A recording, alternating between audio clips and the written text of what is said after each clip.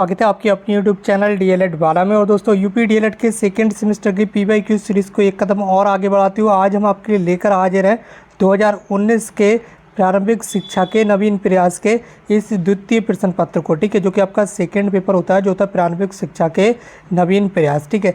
इसके साथ साथ आपको बता दें 2016 से लेकर 2023 तक के जितने भी ऑब्जेक्टिव क्वेश्चन थे सभी प्रश्न पत्रों के, यानी कि सभी पेपरों के, सभी सब्जेक्ट के, वो हम आपको इसी चैनल पर ऑलरेडी सॉल्व करा चुके हैं। तो आप तुरंत जाकर प्ले लिस्ट को चेक कर लीजिए, जहाँ पर आपको सभी प्रीवियस ईयर क्लासेस मिल जाएंगे। इसके साथ साथ अब आपके जो वेरी शॉर्ट आंसर टाइप यानी कि जो अति लघु उत्तरीय प्रश्न है, इसकी ये सीरीज चल रही है और ये स्टार्ट हो चुकी है काफ़ी लंबे समय से, जिसमें आपको लगातार प्रतिदिन नया प्रश्न पत्र देखने के लिए मिल रहा है सॉल्व किया हुआ। तो चलिए आज आपके सामने हाजिर है 2019 का ये सेकंड पेपर, जो कि द्वितीय प्रश्न पत्र रहता है आपका दूसरा पेपर। और आपको बता अभी आपके जो वेरी शॉर्ट आंसर टाइप यानी कि जो अति लघु उत्तरीय प्रश्न है ये स्टार्ट हो चुके हैं। और आज की क्लास का सबसे पहला प्रश्न आपके सामने स्क्रीन पर है। स्वतंत्रता के समय भारत में साक्षरता दर कितने प्रतिशत थी, ये आपको बताना है, ठीक है। लिटरेसी रेट, भारत में साक्षरता स्वतंत्रता के समय 12% थी, लेकिन वर्तमान समय में ये 79-79% हो गई है, ठीक है। ये 2011 के सर्वे के अकॉर्डिंग बताया गया है। तो वर्तमान समय में कितनी हो चुकी है? 79। ये इंडिया की बताई गई, ये यहाँ पर आपको ध्यान रखना है, ठीक है। और इसके साथ ही अगर आपसे पूछा जाए सबसे अधिक साक्षरता दर वाला राज्य कौन सा है, तो वो है आपका केरल, ठीक है। केरल राज्य की साक्षरता दर सबसे अधिक है। इसके साथ ही बात करें अपने अगले प्रश्न की, प्रश्न संख्या 17। प्रश्न संख्या 17 में आपसे पूछा गया कि लॉर्ड मैकाले ने ओपन विवरण पत्र में भारत में शिक्षा का क्या उद्देश्य बताया था, ठीक है। तो लॉर्ड मैकाले ने भारत में शिक्षा का उद्देश्य निम्नलिखित बताया: भारतीय लोगों को अंग्रेजी शिक्षा का ज्ञान देना और ब्रिटिश राज्य के हितों की रक्षा करना था। दूसरा बताया इन्होंने, लॉर्ड मैकाले चाहता था कि भारतीय जनता को न्यायिक सैन्य कार्यों के लिए अंग्रेजी भाषा में शिक्षित किया जाए। तो ये यहाँ पर भारत में शिक्षा का उद्देश्य बताया गया था लॉर्ड मैकाले ने। इसके अलावा अगला प्रश्न है प्रश्न संख्या 18। ये इसमें पूछा गया कि ऑपरेशन ब्लैक बोर्ड का क्या उद्देश्य था। नई राष्ट्रीय शिक्षा नीति 1986 के बाद सन 1987 में ऑपरेशन ब्लैक बोर्ड स्टार्ट किया गया इंडिया में। ये योजना भारत सरकार के द्वारा स्टार्ट की गई थी, जिसका उद्देश्य देश के सभी प्राइमरी स्कूलों में, प्राथमिक विद्यालयों में न्यूनतम आवश्यक सुविधाएं प्रदान करना था। सभी प्राइमरी स्कूलों में जो न्यूनतम कम से कम आवश्यक सुविधाएं थीं उन्हें सभी स्कूलों को देना था। ये ऑपरेशन ब्लैक बोर्ड के अंतर्गत यहाँ पर व्यवस्था की गई थी। प्रश्न संख्या 19 है, पोषाहार वितरण योजना जिसे एमडीएम भी बोलते हैं में कितने कैलोरी ऊर्जा बालकों को देने की व्यवस्था की गई है। तो इस सवाल का आपका आंसर आपको देखने के लिए मिला कि जो प्राइमरी स्कूल में, विद्यालय में पढ़ने वाले बच्चे होते हैं उन बालकों के भोजन में 450 कैलोरी और 12 ग्राम प्रोटीन आवश्यक होती है, जो कि पोषाहार वितरण योजना में बालकों को देने की व्यवस्था है। ये चीज़ यहाँ पर आपको ध्यान रखना है, ठीक है। इसी के साथ अगला प्रश्न आपके सामने स्क्रीन पर आ चुका है और प्रश्न संख्या आपका 20 है। प्रश्न संख्या 20 में आपसे पूछा जा रहा है कि एनसीएफ 2005 नेशनल करिकुलम फ्रेमवर्क, ठीक है, नेशनल करिकुलम फ्रेमवर्क है एनसीएफ 2005 का जो अस्तित्व है किस रिपोर्ट के आधार पर आया था। तो एनसीएफ 2005 जो है वो विभिन्न रिपोर्टों के आधार पर आया, जिसमें लर्निंग विदाउट बर्डन नामक रिपोर्ट के आधार पर आया। ये रिपोर्ट प्रोफेसर यशपाल की अध्यक्षता में गठित की गई थी, ठीक है। ये रिपोर्ट कब आई थी? प्रोफेसर यशपाल जी की अध्यक्षता में आई थी, जिसके आधार पर एनसीएफ 2005 जो है वो अस्तित्व में आया। इसके बाद प्रश्न संख्या 21 है, शिक्षा के सार्वभौमिकरण से आप क्या समझते हैं, यानी कि क्या अर्थ है शिक्षा के सार्वभौमिकरण से। तो शिक्षा के सार्वभौमिकरण का अर्थ है सभी को शिक्षा प्राप्त करने का समान अवसर प्रदान करना, ठीक है। सभी को शिक्षा प्राप्त करने का एक समान अवसर प्रदान करना। इसका लक्ष्य ये सुनिश्चित करना है कि सभी बच्चे, चाहे उनकी जाति, धर्म, लिंग, सामाजिक, आर्थिक स्थिति या भौगोलिक स्थिति चाहे कुछ भी हो, ठीक है, चाहे बच्चा किसी भी धर्म जाति से बिलोंग करता हो, उसका रहन सहन कैसा भी हो, उन्हें शिक्षा प्राप्त करने का समान अवसर मिल सके। जितना अवसर एक बच्चे को मिल रहा है, एक जाति के बच्चे को मिल रहा है, उतना ही दूसरी जाति के बच्चों को भी मिलना चाहिए। तो ये शिक्षा का सार्वभौमिकरण के अंतर्गत आ जाता है। इसी के साथ आपका अगला प्रश्न है और अगला प्रश्न संख्या 22, बाल अधिकारों की घोषणा कब और किसके द्वारा की गई थी। तो बाल अधिकारों की घोषणा 20 नवंबर 1989 में यूएनओ के द्वारा की गई थी। आपको ध्यान रखना है, ये इंपॉर्टेंट क्वेश्चन है। ये आपके जो आपका ऑब्जेक्टिव क्वेश्चन है पेपर रहता है उसमें भी ये क्वेश्चन आपको देखने के लिए मिल जाता है। अगला प्रश्न है प्रश्न संख्या 23, पी मोस्ट कार्यक्रम का पूरा नाम लिख दीजिए। पी मोस्ट, ठीक है, पी मोस्ट कार्यक्रम का फुल नेम यहाँ पर आपको बताना है। तो पी मोस्ट कार्यक्रम की फुल फॉर्म क्या हो जाएगी, यहाँ पर फटाफट देख लेंगे।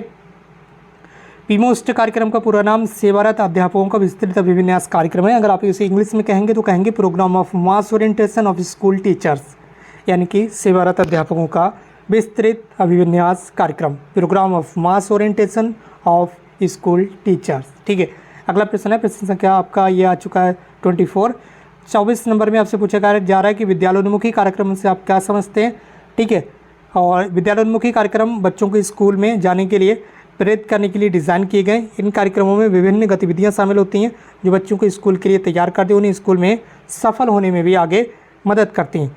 इसी के साथ आपका अगला प्रश्न है, प्रश्न संख्या 25 यानी कि 25 नंबर का जो प्रश्न है वो पूछा गया कि संपूर्ण साक्षरता अभियान का प्रेरक वाक्य क्या है। जो संपूर्ण साक्षरता अभियान चलाया जाता है उसका प्रेरक वाक्य क्या है। तो शिक्षा से कभी भी दूर मत रहना, तो मानो ये कहना जहाँ साक्षरता होगी उस राष्ट्र की प्रगति होगी पूरी। ठीक है, परिवार की एक महिला को शिक्षित करना मतलब पूरे परिवार को शिक्षित करना है। साक्षरता बढ़ाइए और उस राष्ट्र को कामयाबी के पथ पर आगे ले जाइए। ठीक है, ये संपूर्ण साक्षरता अभियान का प्रेरक वाक्य। ठीक, इसके साथ ही यहाँ पर आगे प्रश्न संख्या 26 आपसे पूछा गया है।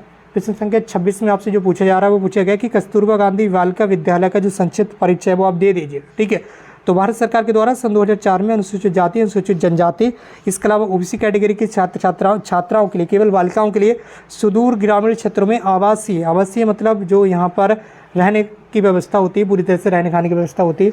आवासीय यानी कि हॉस्टल मिलता है उसमें रहने के लिए। तो इन ऐसे आवासीय उच्च प्राथमिक विद्यालय की स्थापना के लिए कस्तूरबा गांधी बालिका विद्यालय योजना का स्टार्ट किया गया थी। ठीक है, सन 2004 में इंडियन गवर्नमेंट के द्वारा।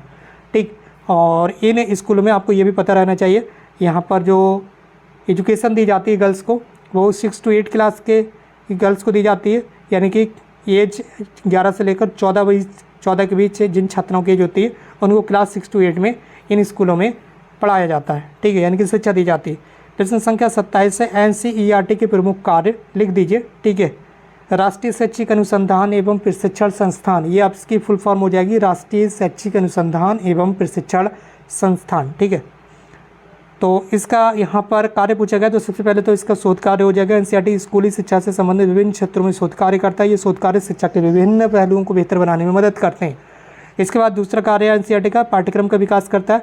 NCERT जो है वो स्कूली शिक्षा के लिए पाठ्यक्रम विकसित करता है। आपने देखा ही होगा, NCERT की बुक्स वगैरह से आप पढ़ते ही होंगे। ये पाठ्यक्रम राष्ट्रीय शिक्षा नीति के आधार पर विकसित किया जाता है। इसी के साथ आपका अगला प्रश्न है, प्रश्न संख्या 28 है, 28 नंबर प्रश्न में पूछा जा रहा है DPEP। ठीक है, DPEP। ठीक है, तो DPEP का प्रारंभ किस योजना के आधार पर किया गया, ये यहाँ पर आपको बताना है। तो DPEP क्या है, सबसे पहले देख लीजिए। DPEP का जो प्रारंभ नई शिक्षा नीति 1986 और 1992 के आधार पर किया गया था।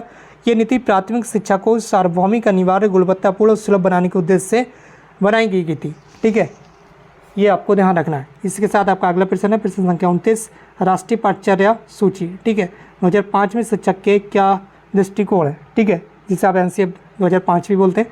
तो राष्ट्रीय पाठ्यचर्या सूची 2005 में शिक्षक का दृष्टिकोण बच्चों के सीखने में एक सहायक हो, जिससे बच्चों के ज्ञान और सृजनात्मकता का विकास हो सके। सृजनात्मक जो शक्ति होती है, क्रिएटिविटी, उसका डेवलपमेंट हो सके। ठीक है, इसके साथ आज का अंतिम प्रश्न आपके सामने स्क्रीन पर आने जा रहा है, प्रश्न संख्या 30।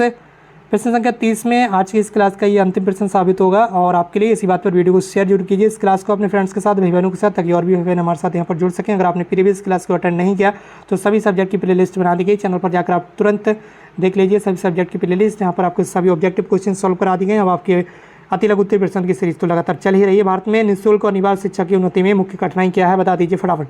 तो सबसे पहले मुख्य कठिनाई क्या, भारत में सामाजिक आर्थिक असमानता भी एक बड़ी समस्या है। गरीब और पिछड़े वर्गों के बच्चों को अक्सर शिक्षा प्राप्त नहीं हो पाती, आपने देखा ही होगा। ठीक है, इसके अलावा दूसरी क्या कठिनाई आ सकती है, भारत में शिक्षकों की भारी कमी है। ये तो आपको लगातार देखने के लिए मिल ही रहा है।